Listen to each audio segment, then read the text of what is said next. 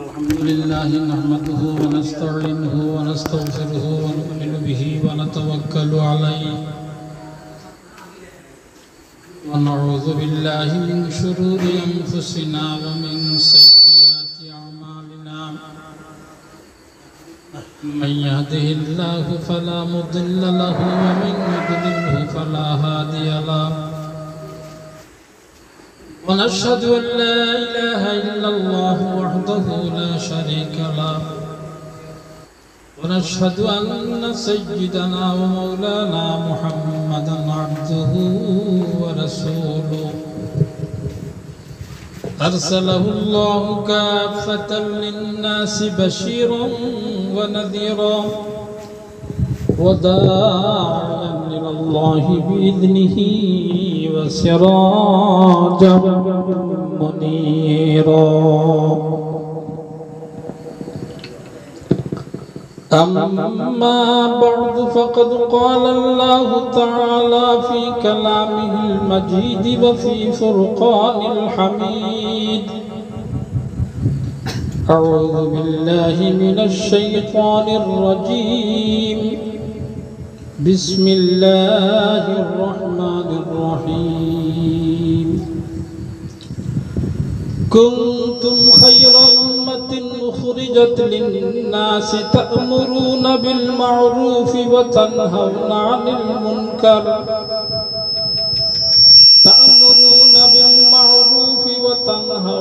المنكر وتؤمنون بالله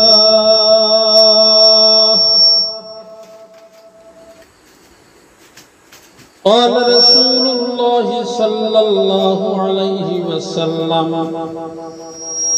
من رأى منكم منكرا فليغيره بيده فإن لم يستطع فبلسانه فإن لم يستطع فبقلبه وذلك أضعف الإيمان صدق الله المولانا العظيم وصدقنا رسوله النبي الكريم ونحن على ذلك من الشاهدين والشاكرين الحمد لله رب العالمين صلى الله على سيدنا ومولانا محمد وعلى آله وأصحابه وسلم صلى الله على سيدنا ومولانا محمد وعلى آله وأصحابه وسلم صلى الله على سيدنا ومولانا محمد وعلى آله وأصحابه وسلم أستغفر الله إن الله غفور رحيم أستغفر الله ربي من كل ذنب وأتوب إليه لا حول ولا قوة إلا بالله العلي العظيم أستغفر الله ربي من كل ذنب وأتوب إليه لا حول ولا قوة إلا بالله العلي العظيم لا إله إلا الله محمد رسول الله لا إله إلا الله محمد رسول الله سبحان الله وبحمده سبحان الله العظيم سبحان الله وبحمده سبحان الله العظيم بلغ العلا بكماله كشف الدجى بجماله حسنت جميع خصاله صلوا عليه وآله मुअज़्ज़ज़ महतरम सदर इजलास और दिन दरुदी मुसलमान যুবক সমাজ সাথে আছেন বয়োবৃদ্ধ বাবার তুল্য মুমিন মুসলমান পর্দার আড়ালে অবস্থানরত অত্যন্ত সম্মানিতা আমার মা ও বোনেরা, আসসালামু আলাইকুম ওয়া রাহমাতুল্লাহি ওয়া বারাকাতুহু। আল্লাহ তাবারক ওয়া তাআলার অশেষ শুকরিয়া আদায় করিয়া যে রব্বুল আলামিন আপনারে আমারে বড় মায়া করিয়া দয়া করিয়া আউয়ালান মানুষের কুলে জন্ম দিয়া মানুষ বানাইছে।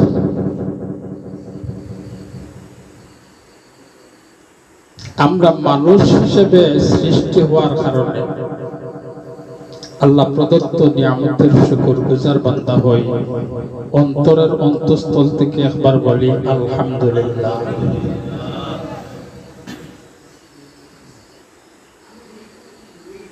সাথে সাথে আল্লাহ তাবারক ওয়া তাআলা আপনারে আমারে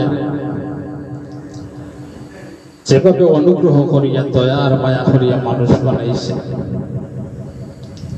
ঠিক সেই অনুগ্রহ এবং দয়া আর মায়া দিয়ে আল্লাহ তাবারক ওয়া তাআলা আপনারে আমারে দৌলতে ঈমান নসিব করছে। আলহামদুলিল্লাহ।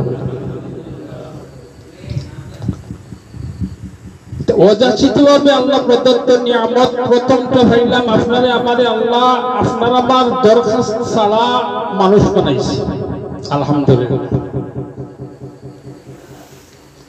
দ্বিতীয়ত আল্লাহ তাবারক ওয়া তাআলা আপনারে আমারে মানুষের কুলে জন্ম দিয়া দৌলতে ঈমান নসিব করছে, বেঈমান বানাইছে না। শুকর আদায় করি আলহামদুলিল্লাহ।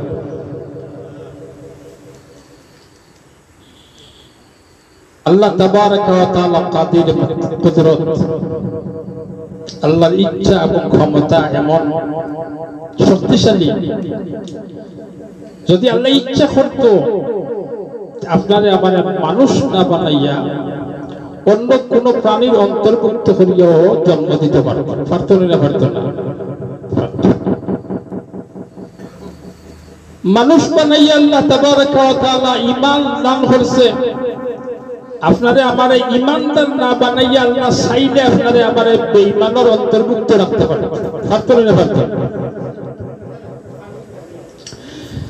আল্লাহ প্রদত্ত যে দুই নিয়ামত, একটা মানুষের কুলে জন্ম নিয়া মানুষ হওয়া আর মানুষ হওয়ার পরে দৌলতে ঈমান প্রাপ্ত হওয়া, এই দুই নিয়ামত আপনি আমি চাইয়া আনছি না আল্লাহ ইচ্ছা করি আপনারা আমার দান করছে। আল্লাহ ইচ্ছা করি আপনারা আমার দান করছে। এই দুই নিয়ামত অযাচিত। মসজিদের ইমাম সাহেব একটা চেয়ার দিল। অযাচিত দুই নিয়ামত আপনি আমি লাভ করছি আল্লাহর মেহেরবানিতে, আল্লাহর ইচ্ছায়, আল্লাহর খুশিতে। আমি প্রায় সময় হই আল্লাহর ইচ্ছায়, আল্লাহর খুশিতে আপনি আমি না চাইয়া মানুষ হইতাম পারছি, দৌলতে ঈমান নসিব প্রাপ্ত হইছি। এই দুই নিয়ামত হওয়ার সাথে সাথে শুধু মানুষের কুলে জন্ম নিলে মানুষ হওয়া যায় না, বরং মানুষের কুলে জন্ম নিয়ে কিছু মনুষ্যত্ব গুণ আছে। এই গুণগুলো অর্জন করলে পরে মানুষ প্রকৃত মানুষ হইতে পারে। আর নচেত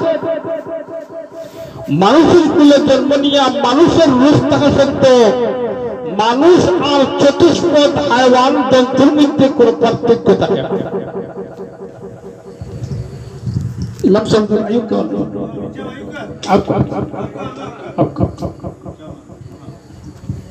আমার কথা আপনারা খেয়াল করবেন। আল্লাহ তাবারক ওয়া তাআলা আপনারে আমারে মানুষ হিসেবে সৃষ্টি করছে। আপনি আমি আশরাফুল মাখলুক, সৃষ্টির শ্রেষ্ঠ জীব। আল্লাহ তাবারক ওয়া তাআলা কুল কায়নাতের মধ্যে সর্বশ্রেষ্ঠ মানুষ বানাইছে।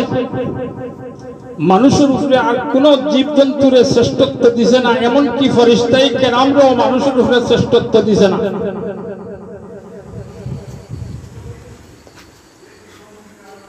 এই মানুষত্ব সফল এবং সার্থক তখন যখন মানুষের মধ্যে মানুষত্ব গুণ থাকবে। মানুষের রূপ নিয়ে জন্ম নিলে মানুষ হওয়া যায় না, বরং প্রকৃত মানুষের গুণ অর্জন করতে হয়। মানুষের গুণ কিটা, এগুলো সম্পর্কে আলোচনা হবে। ঠিক তেমনি ভাবে আল্লাহ প্রদত্ত নিয়ামত দৌলতে ঈমান, যে ঈমানটাও আপনি আমি আল্লাহর মেহেরবানিতে প্রাপ্ত হয়েছি। আপনি আমি ইচ্ছা করিয়া লাভ করতে পারছি না, আল্লাহ মেহেরবানি করিয়া আপনারা আমাদের দান করছে। এই কারণে আপনি আমি এক মুসলমানের কুলে জন্ম নিয়া আপনি আমি ঈমানের দাবিদার হইতাম পারছি, মুসলমান হইতাম পারছি।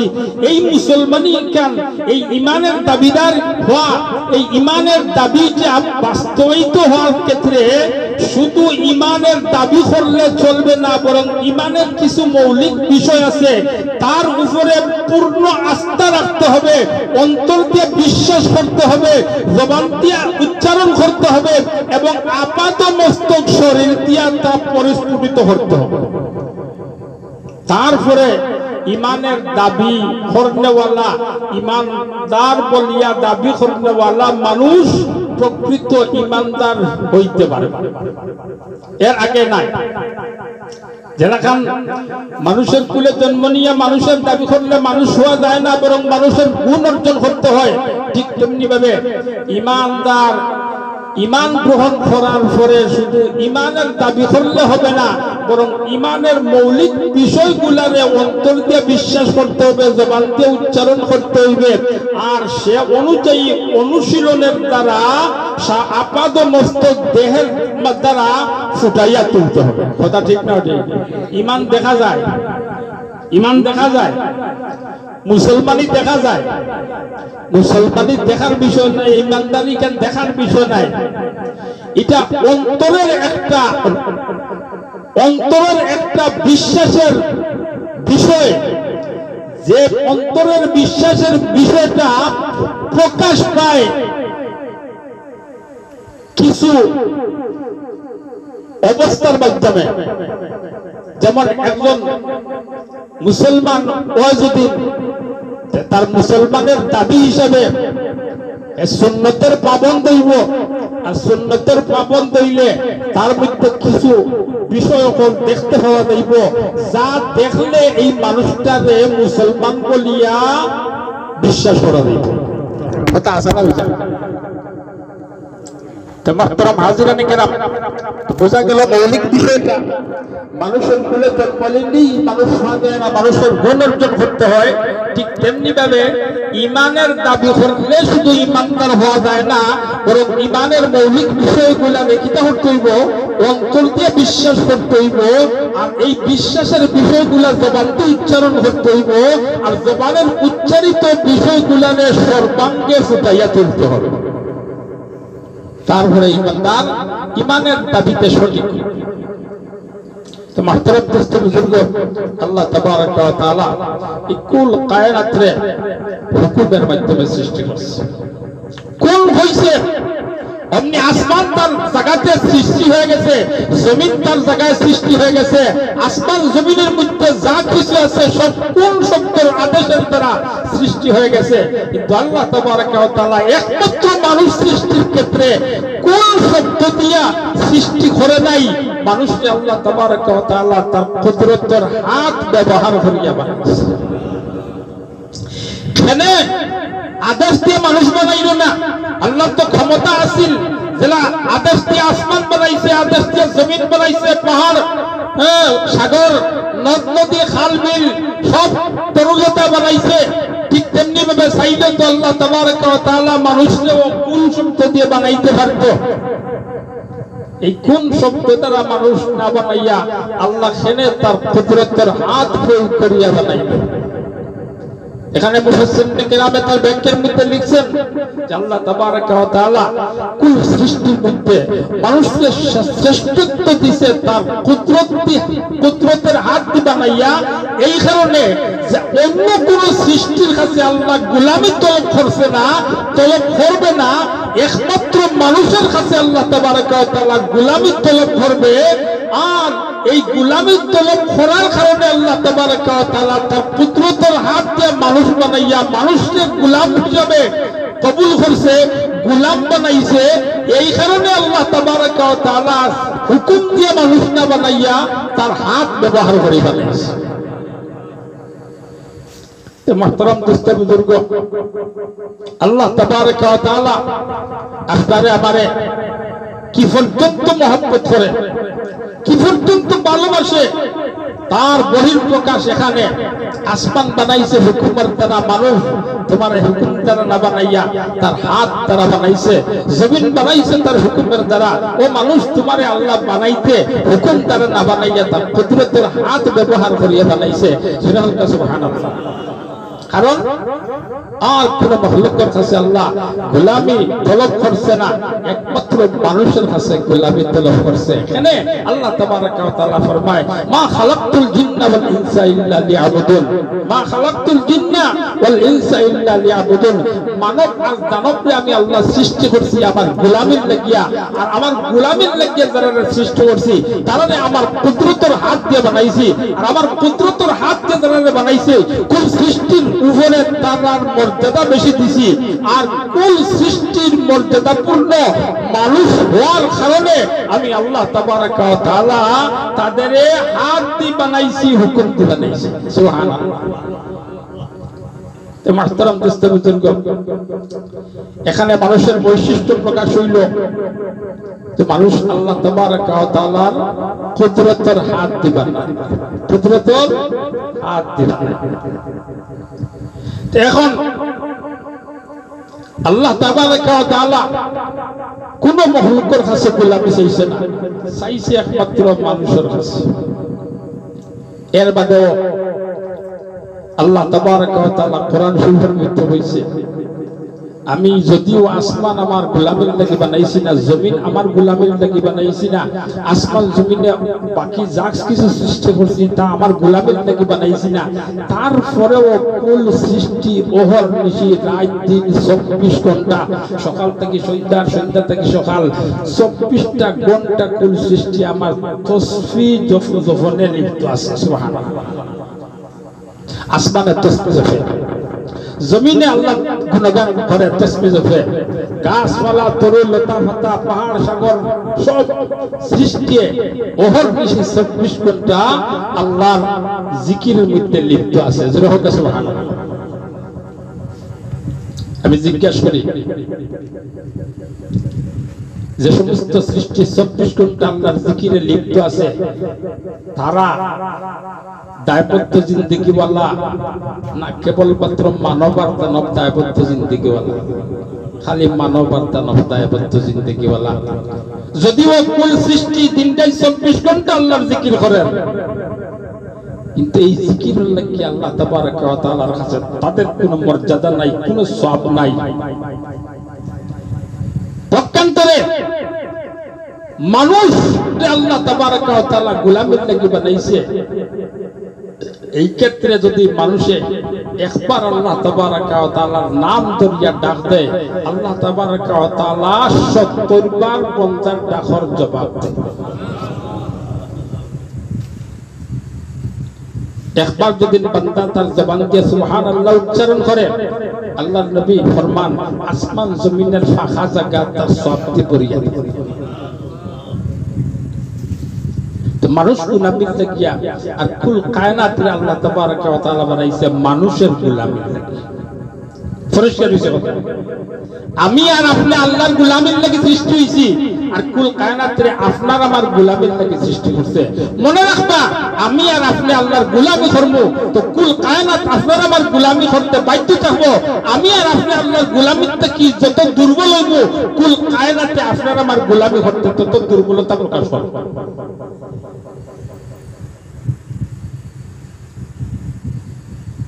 মাল্লাহুল মাওলা ফালাহুল কুল। যদি আপনি আর আমি আল্লাহর পরে দিতাম বিচারি, আসমান আপনার আমার কথা শুনতে বাধ্য, জমিন আপনার আমার কথা শুনতে বাধ্য। সুবহানাল্লাহ। শত সহস্র হাজারো হাজারো কোটি কোটি প্রমাণ। পাহাড় থেকে আগুন বার হইছে, সাহাবায়ে কেরাম আগুনকে নির্দেশ দিয়েছেন, তুমি তোমার জায়গায় ফিরে যাও। সাথে সাথে আগুন পাহাড়ে চলে গেছে। সুবহানাল্লাহ। দিনের দাওয়াতের লাগিয়া সাহাবায়ে কেরাম আফ্রিকার জঙ্গলে গেছেন, হিংস্র জীবজন্তুর ভয়ে, হিংস্র জীবজন্তুর লক্ষ্য হলে হয়েছেন, তুমি তোমার তোমার জায়গায় চলে যাও, আমরা আল্লাহর দিনের আওয়াজ দেওয়ার লেগে আইছি, দিনের দাওয়াত দেওয়ার লেগে আইছি, আমরা কোনো অনিষ্ট করিও না, ক্ষতি করিও না।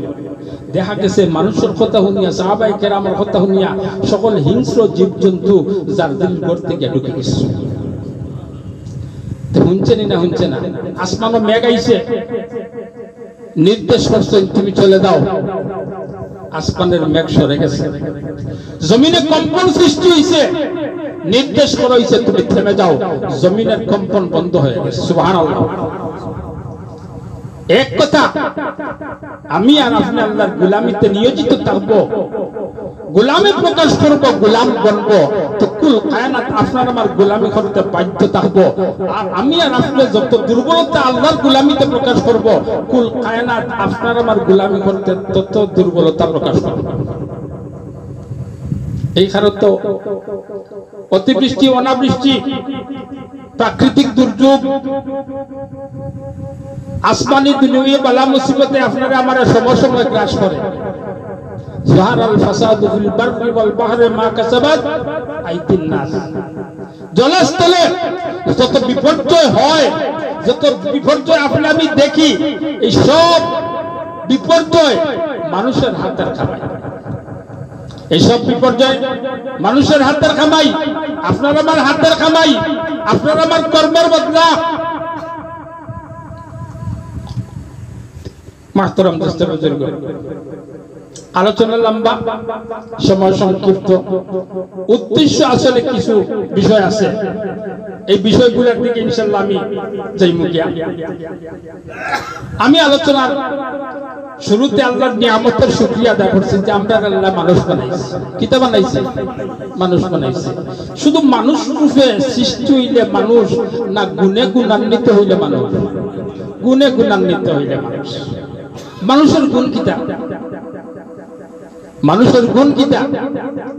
মানুষের গুণ, মানুষের গুণ আকায়ে নামদার তাজদারে মদিনা জনাবে মুহাম্মদুর রাসূলুল্লাহ সাল্লাল্লাহু আলাইহি ওয়াসাল্লামের গোটা 63 বছরের জিন্দেগি। জোরে হোক সুবহানাল্লাহ। বলে সব কিলা নবীজির শৈশবকাল, নবীজির শৈশবকাল আপনার আমার শৈশবকালের নমুনা। নবীজির যৌবনকাল আপনার আমার যৌবনকালের নমুনা। নবীজির পৌরকাল আপনার আমার পৌরকালের নমুনা। নবীজির চলা, নবীজির ফিরা, নবীজির আচার, নবীজির আচরণ, নবীজির কথাবার্তা সব আপনার আমার কিতা নমুনা। সব কিতা নমুনা। কোন নমুনা? মানুষের নমুনা। অর্থাৎ আল্লাহ তাবারক ওয়া তাআলা আকায়ে নামদার তাজদারে মদিনা জনাবে মুহাম্মদুর রাসূলুল্লাহ সাল্লাল্লাহু আলাইহি ওয়াসাল্লামের মধ্যে মানুষের সর্বোত্তম গুণ যেগুলা, এই সর্বোত্তম গুণ এগুলারে নিহিত রাখছেন। সমস্ত আম্বিয়া কেরামরে মনুষ্যত্বর গুণ দিছেন, আর একলা মুহাম্মদুর রাসূলুল্লাহ সাল্লাল্লাহু আলাইহি ওয়াসাল্লাম রে সমন্বয়ে সব গুণ দিয়া গুণান্বিত করছেন।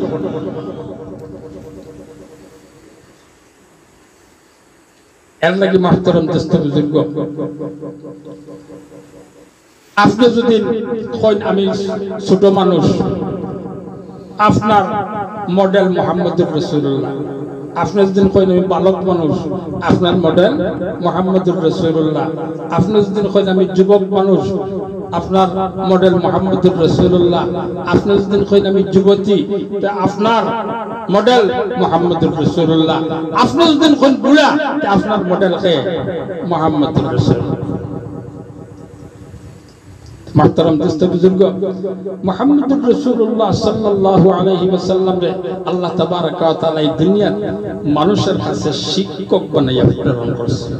বুইস্তু মুআল্লিমা, আল্লাহ রাসূল ফরমাইন আমারে শিক্ষক বানাইয়া প্রেরণ করা হয়েছে, অর্থাৎ মানবতার চরম উৎকর্ষ দিয়ে আমারে প্রেরণ করা হয়েছে।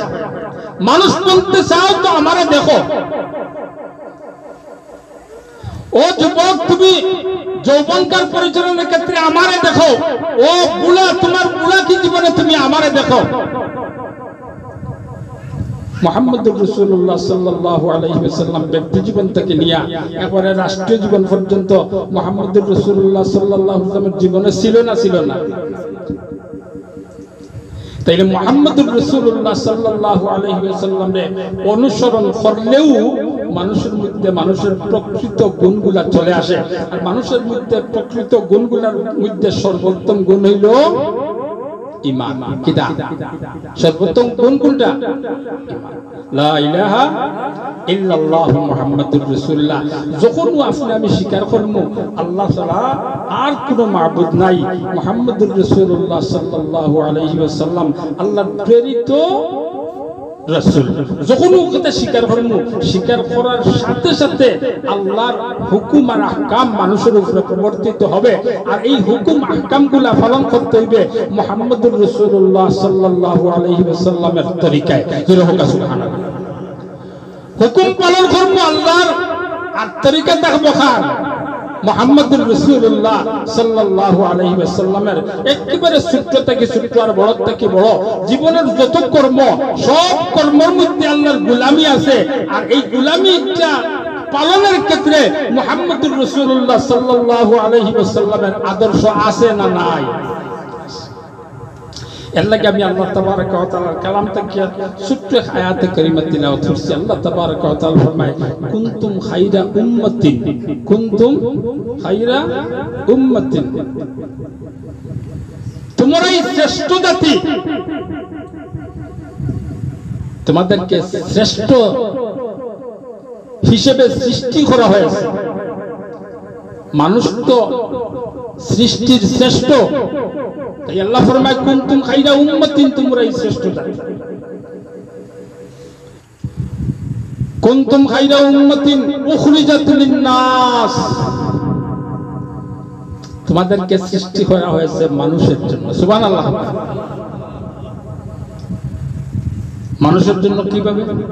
আল্লাহ ফরমায় তা'মুরুনা বিল মা'রুফ, তা'মুরুনা বিল মা'রুফ, সৎ কাজের আদেশ করা, ওয়া তানহাউনা আনিল মুনকার, আর মন্দ কাজ থেকে বারণ করো।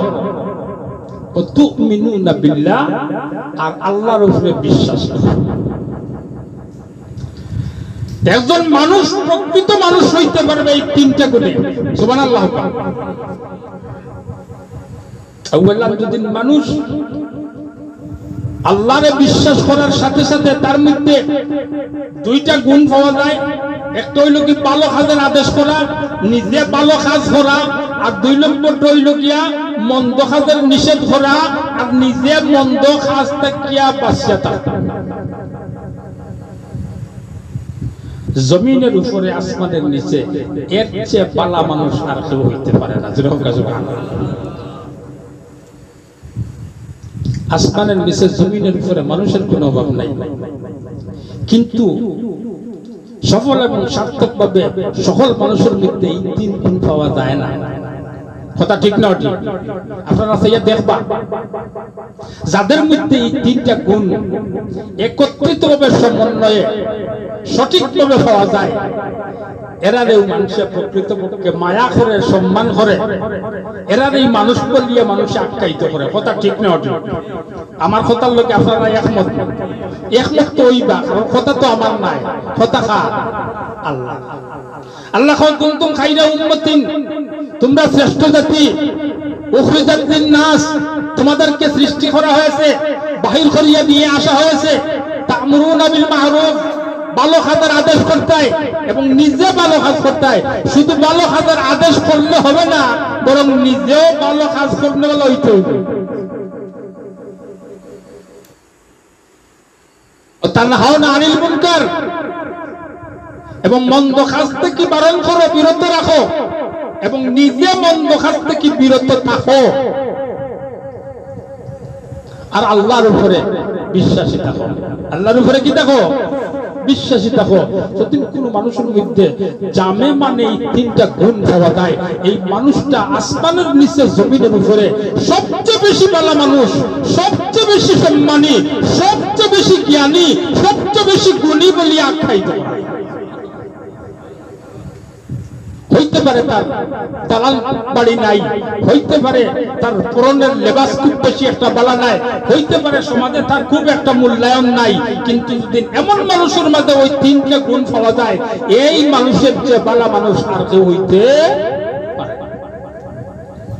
আমরা তো মানুষ হিসাবে সৃষ্টি করছি, সৃষ্টি হইছি, মা বাবার কোলে জন্ম নিছি, মানুষের কোলে সৃষ্টি হইছি, মুসলমান মা বাবার কোলে জন্ম নিছি, ইমানদার হইতাম পারছি। এখন মানুষ হইয়া, ইমানদার হইয়া, এখন আপনার আমার দায়িত্ব মানুষ হওয়া আর ইমানি দায়িত্ব ওখানে সঠিক করা, মানুষ থাকা আর দাবি ওখানে সঠিক রাখার ক্ষেত্রে আপনারে আমার কি করতে হইব? বিশেষ করিয়া 2টা আমল করতে হইব। এক আমল হইল কি ভালো কাজের আদেশ করতাম, নিজে ভালো কাম করতাম, আর 2 নম্বরটা হইল মন্দ কাজের নিষেধ করতাম, আর নিজে সবসময় মন্দ কাজ থেকে বাঁচিয়ে থাকতাম। কথা পরিষ্কার হইছে? আল্লাহর নবী মুহাম্মদুর রাসূলুল্লাহ সাল্লাল্লাহু আলাইহি ওয়াসাল্লাম ফরমান, মান রাআ মিনকুম মুনকারান ফালইয়ুগাইয়িরহু বিয়াদিহি। তোমাদের দ্বার সামনে মন্দ কাজ হইতে দেখবা, তোমাদের দায়িত্ব হইল ক্ষমতা প্রয়োগ করিয়া হইল মন্দ কাজ থেকে বিরত রাখার চেষ্টা করা, শক্তি প্রয়োগ করিয়া হইল, হাত ব্যবহার করিয়া হইল, ক্ষমতা ব্যবহার করিয়া হইল, ব্যক্তির মধ্যে তাকিয়া, পরিবারের মধ্যে তাকিয়া, সমাজের মধ্যে তাকিয়া, গ্রামের মধ্যে তাকিয়া, রাষ্ট্রের মধ্যে তাকিয়া অপকর্মরে, গুনার কাজরে, অশ্লীলতারে বারণ করার লক্ষ্যে প্রয়োজনে ক্ষমতা ব্যবহার করতাম, শক্তি প্রয়োগ করতাম। তবে এই হাদিসের ব্যাখ্যায় মুফাসসিরিনে কেরাম ফরমাইছেন যে এই শক্তি বলতে সর্বসাধারণের শক্তি নাই, এই শক্তি সরকারের শক্তি। এই শক্তি কার শক্তি? সরকারের শক্তি। সরকারের শক্তি প্রয়োগ করব, আইন প্রয়োগ করব, ক্ষমতা প্রয়োগ করব, বাহিনী প্রয়োগ করব, করিয়া মন্দের মোকাবেলা করিয়া রাষ্ট্র থেকে মন্দ উদ্ঘাটন করা, দূরীভূত করা, এটা রাষ্ট্রের সরকারের দায়িত্ব। হ্যাঁ, পর্যায় ক্ষেত্রে আমরা প্রত্যেক কোনো না কোনো পরিবারের সদস্য নয়, সদস্য। যখন পরিবারের সদস্য আপনি আমি, এই পরিবারের মধ্যে তো কোনো না কোনো দিকে আমার একটা নেতৃত্ব আছে, কর্তৃত্ব আছে, আমার একটা অবস্থান আছে, আছে না নাই? না থাকলে আমি পরিবারের সদস্য কিনা? পরিবারের তো সদস্য হইতে পারতাম না। অন্তত তো আমি আমার পরিবারের এক নেতৃস্থানীয় মানুষ। তো পরিবারের নেতৃস্থানীয় যদি মানুষ হই, আমার সব কথা যদি আমার পরিবারে গ্রহণ করে, আমার দুনিয়ার খাতে যদি সব কথা আমার পরিবারে গ্রহণ করে, সব খাতে যদি দুনিয়ার সব খাতে আমার পরিবারে আমি দিক নির্দেশনা দিতাম পারি, তাহলে ধর্মীয় ক্ষেত্রে মন্দ পরিবার থেকে দূরীভূত করার ক্ষেত্রে আমি সেখানে বল প্রয়োগ করতে পারবো না। দুনিয়ার ক্ষেত্রে পারলে দিনের ক্ষেত্রে কেন পারবো না? পারবো, তবে দুর্বলতা হইল কি আমার আপনার ইমানের, দুর্বলতা হইল কি আপনার আমার বিশ্বাসের। কথা ঠিক না? এর লাগে আল্লাহ তাবারক ওয়া তাআলা তিন গুণের মধ্যে ঈমানের কথা উল্লেখ করছে। ও তুমিনুনা বিল্লাহ, আল্লাহর উপরে আস্থাশীল থাকতে হবে, আল্লাহর উপরে বিশ্বাসী থাকতে হবে, আল্লাহর উপরে ঈমান থাকতে হবে। যাদের বিশ্বাস আল্লাহর উপরে অটুট থাকে, অটল থাকে, মজবুত থাকে, তাদের অটুট বিশ্বাস, অটুট ঈমান, মজবুত ঈমান দ্বারা বাধা প্রদান করতে পিছপা হয় না, ডরায় না। কথা ঠিক না? এর লাগে ঈমানের কথা আল্লাহ তাবারক ওয়া তাআলা আলোচনা করেছেন। আল্লাহ নবী ফরমাইন, মান রাআ মিনকুম মুনকারান ফালিয়ুগাইয়িরহু বিয়াদিহি, ক্ষমতা প্রয়োগ করিয়া হইল, যেভাবে হোক ক্ষমতা প্রয়োগ করিয়া হইল ব্যক্তি জীবন থেকে মন্দ অপসারণের চেষ্টা করা, পরিবার জীবন থেকে মন্দ অপসারণ করার চেষ্টা করা, গ্রাম থেকে মন্দ অপসারণ করার চেষ্টা করিয়া, সমাজ থেকে মন্দ অপসারণ করার চেষ্টা করা, রাষ্ট্র থেকে মন্দ অপসারণ করার চেষ্টা করা, প্রত্যেক একজন ইমানদারের ইমানি দিক। সুবহানাল্লাহ। আপনারা প্রত্যেক তারপর নবীজি ফরমান, যদি শক্তি প্রয়োগ করার সুযোগ না থাকে, ক্ষমতা প্রয়োগ করার সুযোগ না থাকে,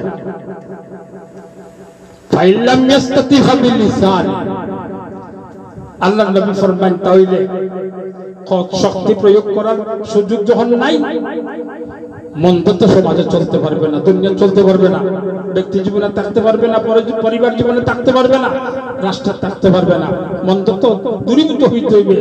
তোমার 2 নম্বর করণীয় হইল কি, তোমার জবান পরিচালনা করো, জবান দিয়ে তুমি বুঝাও, গাছ করো, মানুষের ঘরে ঘরে যাও, মানুষের দুয়ারে দুয়ারে যাও, সালাম মুসাফা করো, নরম নরম ভাষায়, মুলায়ম মুলায়ম ভাষায় কথা কও, ভাই এই জিনিসটা পালা নাই, এই জিনিস গুনার কাজ, এটা করলে পাপ হবে, এই পাপের কারণে দুজখে জ্বলতে হবে, আল্লাহ অসন্তুষ্ট হবে, নবীজি অসন্তুষ্ট হবেন, নবীজি যদি অসন্তুষ্ট হন তাইলে নবীজির শাফায়াত হইব না, আপনার আমার মরণ, কবর, হাসর, মিজান, ফুলসিরাত কোনটা শান্তি হইতো নাই। এর কি এই মন্দ কাজ থেকে বিরত আপনারও থাকতে হইব, আমারও বিরত থাকতে হইব, আপনার আমার ঘর দুয়ারও বিরত রাখতে হইব, আপনার আমার পাড়া মহল্লারেও বিরত রাখতে হইব, প্রয়োজনে আপনি আমি সমাজেও বিচরণ করতে হইব, প্রয়োজনে আপনি আমি রাষ্ট্র থেকে মন্দ দূরীভূত করার মেহনতে লাগিয়ে থাকতে, জবান রে মিষ্ট ভাষা বানাইয়া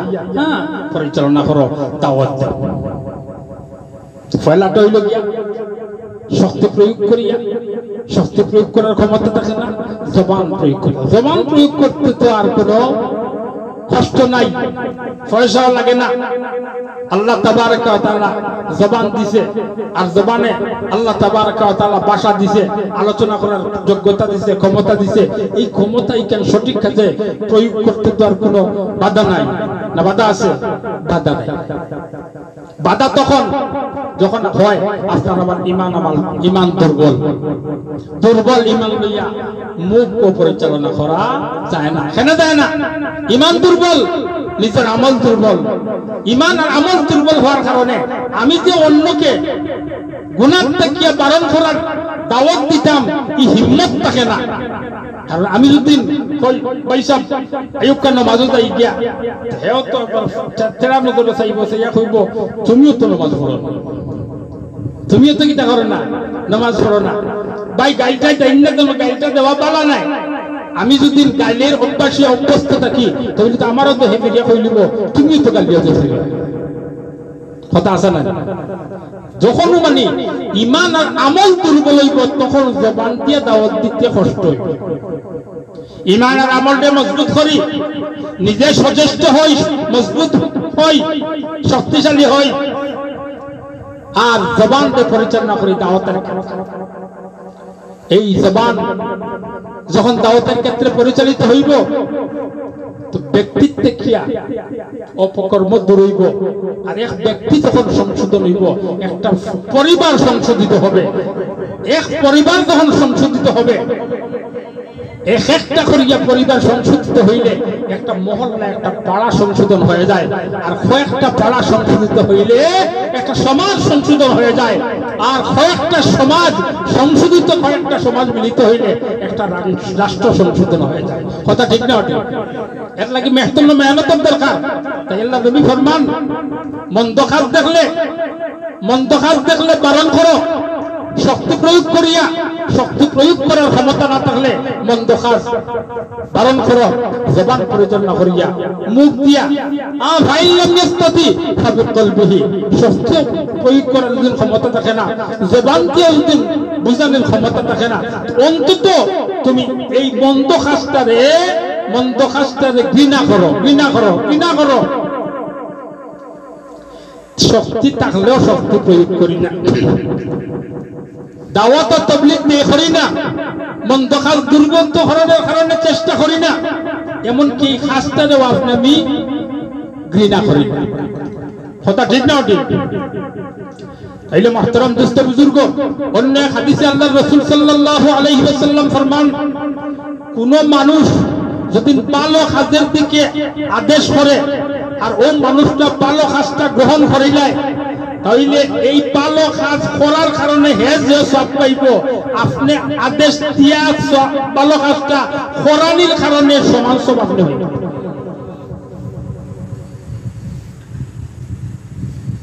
লাভ হইলে না ক্ষতি হইছে? লাভ হইছে না ক্ষতি হইছে?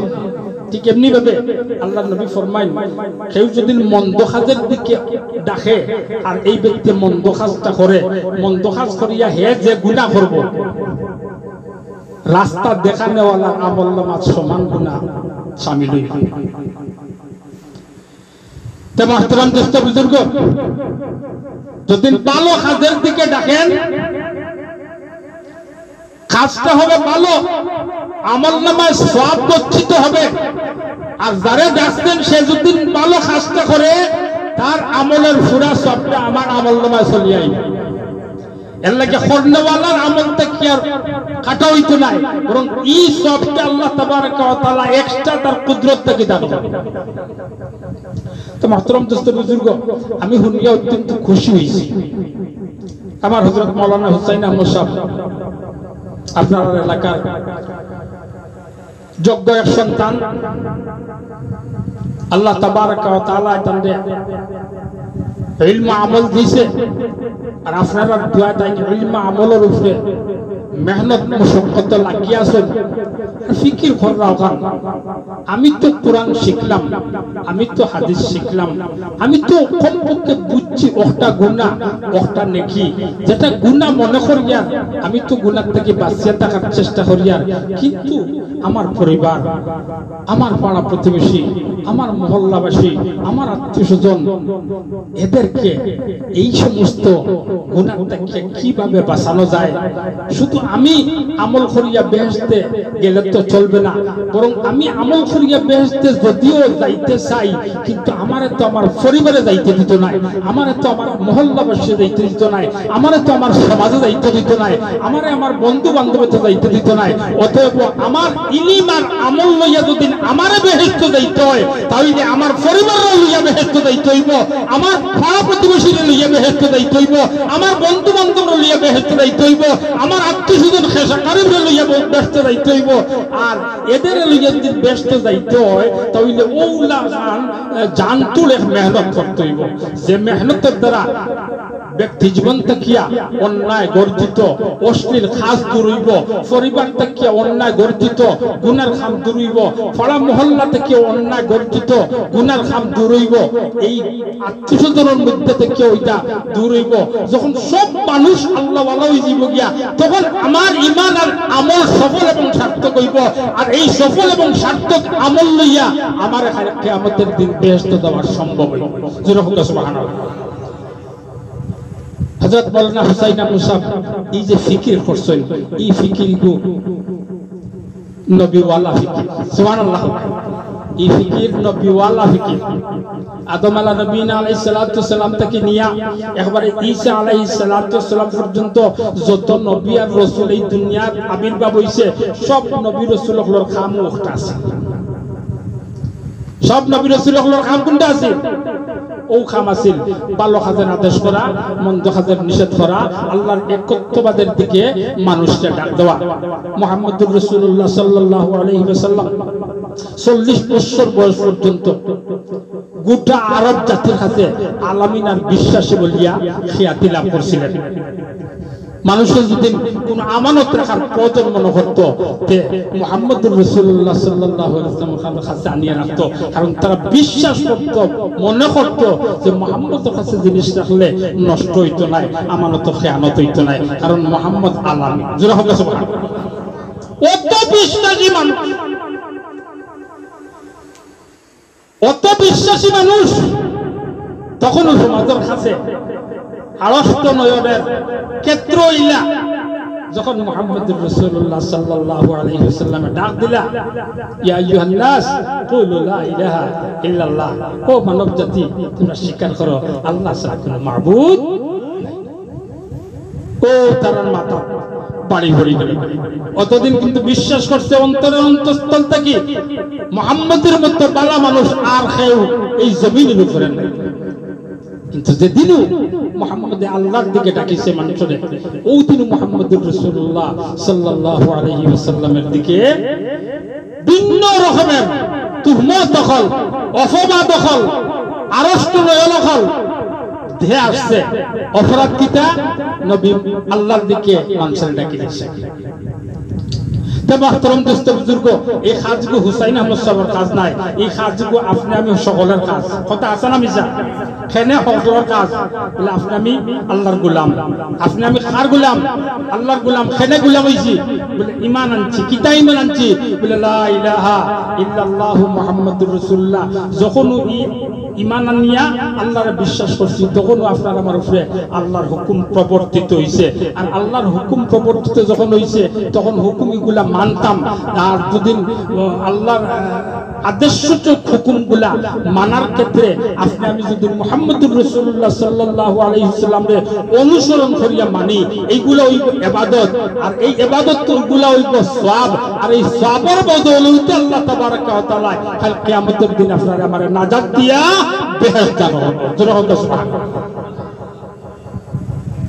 তাইলে মাহতারাম দোস্ত বুজুর্গ, আমি অত্যন্ত খুশি হয়েছি হুসাইন আহমদ সাহেব পরশুরাত্রে আমার কাছে গেছেন। আমি তো আপনার এলাকার দীর্ঘ 30 বছর আপনার খেদমত আসলাম। আপনারা সবাই আমার মায়া করেন, আমিও আপনারা বেশ মায়া করি। যদিও বাড়িতে গেছি কিন্তু আপনারা খবর পারি না, মাঝে মধ্যে আপনার লোকের সাক্ষাতে মসজিদেও আই, ফতেঘাটেও সাক্ষাৎ হয়। আপনারা প্রত্যেকে আমার লাগি দোয়া করছেন। আপনারা দোয়াই আল্লাহ তাবারাকা ওয়া তাআলা এই পর্যন্ত আমার সেহত আফিয়তের মধ্যে রাখছে। যদি সেহত থাকতাম না হুসাইন আহমদ সাহেবের এই আবদার আমি আইতাম পারলাম না। আমি আপনার খেদমতে আরজ করব, আপনারা আমার লাগি দোয়া করবো, আর আমিও আপনার লাগি দোয়া করবো। আর বিশেষ করিয়া হযরত মাওলানা হুসাইন আহমদ সাহেবের যে উদ্যোগটা নিছেন, এই উদ্যোগটা আমরা লাগি বালা না বাদ। আমি জানতাম বালা না বাদ বালা। যদি বালা হইয়া থাকে এই কাজে হুসাইন আহমদ সাহেব আমরা সহযোগিতা করবো তো ইনশাআল্লাহ। সহযোগিতা করতাম কিভাবে? হুসাইন আহমদ সাহেব যেভাবে দিক নির্দেশনা দেন এইভাবে আপনার আমি সহযোগিতা করতাম, সময় দিয়া, জান দিয়া, মাল দিয়া। হুসাইন আহমদ সাহেব কইছেন আমার হুজুর, মানুষ তো গুনাহ করে বুঝে না, কিন্তু মানুষের বুঝাইলে মানুষ বুঝে। এখানে আমিও তো জানি, এখানে আমিও জানি, আপনিও জানেন, কিন্তু আমি আপনি বুঝাতে গেছি না। এর লাগে এখন পর্যন্ত বুঝতে আইছে না যে মানুষের কইলে বুঝে। হুসাইন আহমদ সাহেব কাজও লাগি গেছেন গিয়া, লাগিয়া মানুষের বুঝাই না, তখন দেখরা যে না হাসারিলের বুঝাইলে মানুষ বুঝে। এই তো তার মধ্যে একটা আবেগ আইছে, আর এই আবেগটা আপনারা হাতে প্রকাশ করছেন। আপনারাও কইছেন মাশাআল্লাহ, আমরাও আপনার লোকে আছি, আপনারাও সহযোগিতা করলা। আর হুসাইন আহমদ সাহেব আমার রেজাল্ট দিচ্ছেন যে এই চেষ্টার দ্বারা মহল্লাতে একটা সাড়া পড়ে গেছে, মহল্লাতে একটা বলার সাড়া পড়ছে। আর আমিও আশা করি আর এই কাজ করলে শুধু এই মহল্লাবাসী উপকৃত হইতো না, আপনার আশেপাশের মহল্লা উপকৃত হইব। আর এইভাবে করি এক এক মহল্লা করলে যদি উপকৃত হয়, এক সময় এই দেশ ইসলামী রাষ্ট্র হয়েছে। দেশ ইসলামী রাষ্ট্র হোক আমরা চাইছি। ইসলামী রাষ্ট্র করতে হইল গিয়া সংস্কারের দরকার, আর সংস্কার করতে হইল কি পয়লা ব্যক্তি সংস্কার হইতে।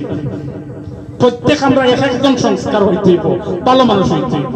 আর প্রত্যেক যখন আমরা এক একজন ভালো মানুষ হইব, তো আপনার আমার এক একজনের বলাই সমন্বয়ে পরিবার ভালো হইব, পরিবারের সমন্বয়ের বালাইয়ে সমাজ ভালো হইব, সমাজের সমন্বয়ের বালাইয়ে রাষ্ট্র সংশোধিত হইব। তো মাহতারাম দোস্ত বুজুর্গ, আমি একলা আমার ইমান আর আমল লইয়া ব্যস্ত যাওয়া সম্ভব হইতো নাই, আমি হকলর লইয়া যাইতে হইব। আল্লাহ তাবারক ওয়া তাআলা ফরমায়, আল্লাহ তাবারক ওয়া তাআলা ফরমায়, তুমি একলা জাহান্নাম থেকে বাঁচতে পারতে নাই, তোমার আহাল দাও কু আনফুসাকুম ওয়া আহলিকুম, কু আনফুসাকুম ওয়া আহলিকুম, কু আনফুসাকুম ওয়া আহলিকুম।